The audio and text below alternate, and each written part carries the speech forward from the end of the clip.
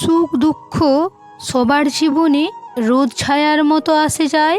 আমাদের জীবনে সর্বদা সুখী থাকা উচিত এবং শুধুমাত্র এমন কাজ করা উচিত যা আমরা করতে চাই, কারণ সুখের সাথে করা প্রতিটি কাজই একজন ব্যক্তিকে জীবনযাপন করতে অনুপ্রাণিত করে।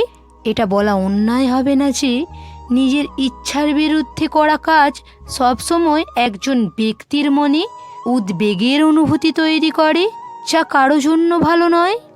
সুখে জীবনযাপন করো, কারণ প্রতিটি সন্ধ্যায় শুধু সূর্য অস্ত যায় না, তোমার মূল্যবান জীবনের একটি দিনও অস্ত যায়। শুধু মিষ্টি খাইয়েই অন্যের মুখ মিষ্টি করা জরুরি নয়, মিষ্টি কথা বলেও মানুষকে সুখ দেয়া যায়। জীবনে দুঃখের অনেক কারণ আছে, কিন্তু কোনো কারণ ছাড়াই সুখী হওয়ার মধ্যে আলাদা কিছু আছে। মানুষের সবসময় ছোট জিনিসের মধ্যে সুখ খুঁজে পাওয়া উচিত। সুখের অন্বেষণ অসুখের অন্যতম বড় কারণ। সুখ এবং দুঃখ একে অপরের সমান্তরালভাবে চলে।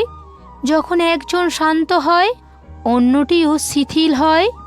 তুমি কখনোই সুখী হবে না, তুমি সর্বদা সুখ কী তা সন্ধান করবে।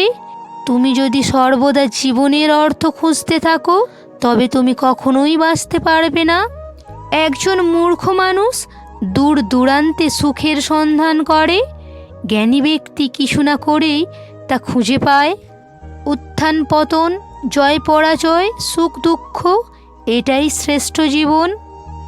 জীবনের একমাত্র সুখ হলো ভালোবাসা, এবং ভালোবাসা অন্য কাউকে সুখী করার চেষ্টা করার একটি পণ্য সুখ আছে। সমস্ত সুখ বা অসুখ সম্পূর্ণরূপে একজনের ওপর নির্ভর করে, যে জিনিসটির সাথে আমরা প্রেমের সাথে সংযুক্ত।